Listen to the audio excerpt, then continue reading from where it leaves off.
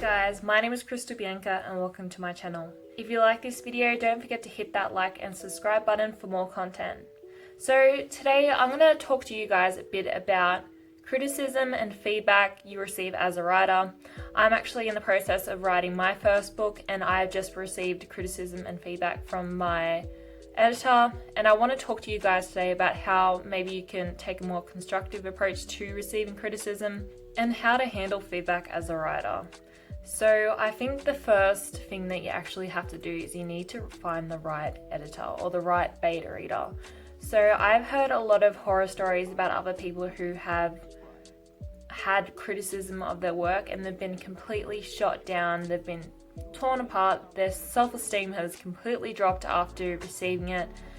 And that's because the person that you've chosen to read your work isn't the right person.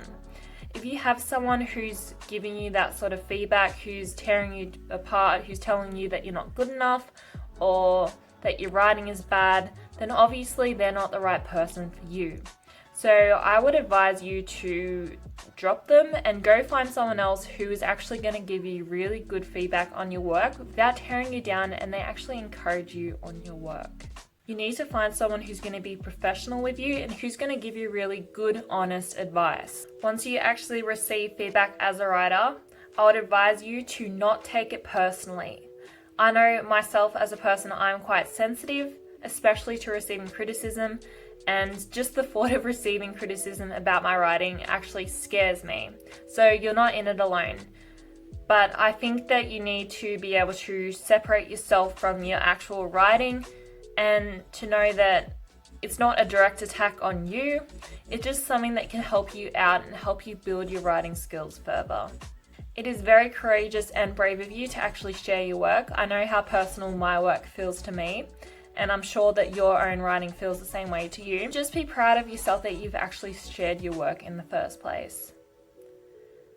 So my next piece of advice is to rethink the way that you think about criticism. Like before, I said that I absolutely hate receiving criticism. I actually remember in school, whenever we got our marks back or assignments back, a lot of the other kids would look and see their feedback, but I would actually keep my book shut and I would be like, nope, I don't want to see it, because it always made me feel a bit down. But this time when I actually received feedback from my editor, I was pleasantly surprised. Like, I was expecting to be down and in the dumps about it, but after I received the criticism, I was actually really excited. I was like really pumped and I was filled with all of this energy and I was feeling so great about my book, even though I got all of this feedback to actually fix up my work and all these problems with my work. I actually found it such a great experience. I think instead of thinking about it as a negative experience, it's really important to reshape it as a positive experience and to know that your editor or the person who is giving you feedback is here to help you and to make your book better. They're not here to criticize you or anything like that. They're just here to help.